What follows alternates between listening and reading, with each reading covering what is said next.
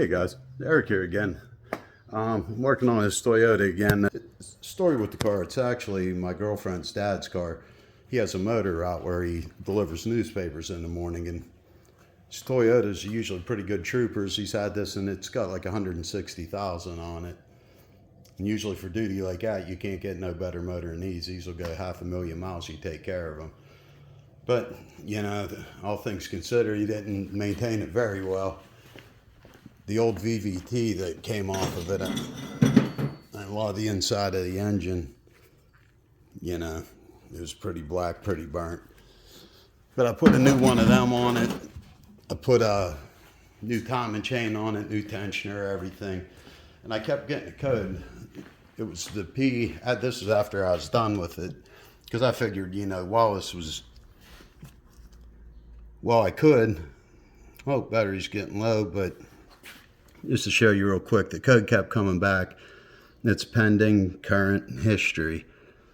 And it's P0012, camshaft timing over retarded, bank 1, and the engine coolant temperature. It would come back intermittently, but you could read it on scan data and on global, so you could tell it wasn't a substituted value.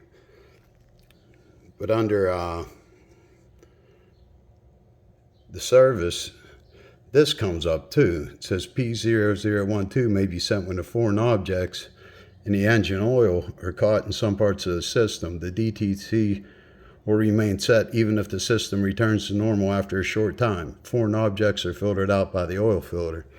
That doesn't sound very, you know, reassuring. That sounds more like a cop-out, especially with, like, I could see if it was just in history there, but it's pending and current.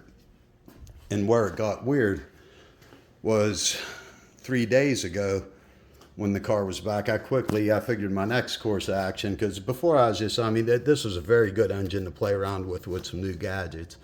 But I figured, you know, this is going to be 1, 2, 3 whenever I actually got to this point. But it never is the way you plan on. But the other day when it was here, I hooked up the U-scope to the oil control valve. Had a nice, strong square wave. So now, the resistance is good on the solenoid, and you could hear the valve click. As dirty as the oil filter was that came out from underneath, I ran engine cleaner through it and with the filter removed.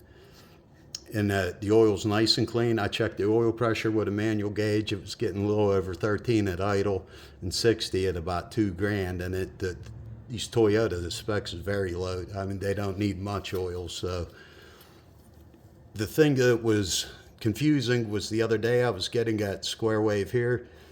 Today, I'm not. It's not coming out. But while I was here, just driving the car around the block, it didn't have any time to warm up. When I turned the key on to read the code, the fans came on. So the engine coolant temperature sensor flicked another code, and it thought it was -40. So whenever I looked further into it, and I just wiggled the wire around, it's broken.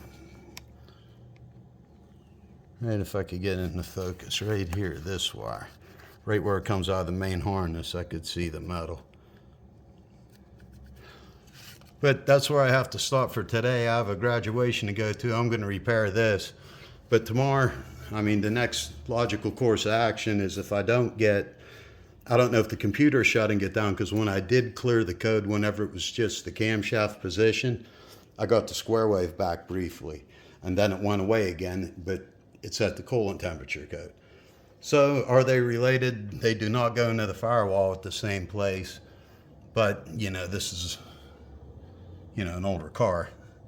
But the chances of finding two of the same thing on opposite sides of the engine, you know, coolant temperature sensor, and then over here, that goes straight into the ECU. So my next course of action is going to be put the scope on the black with a yellow stripe and the yellow wire. I believe it's pin 12 and 13 of the ECU. See if I'm getting square wave leaving it.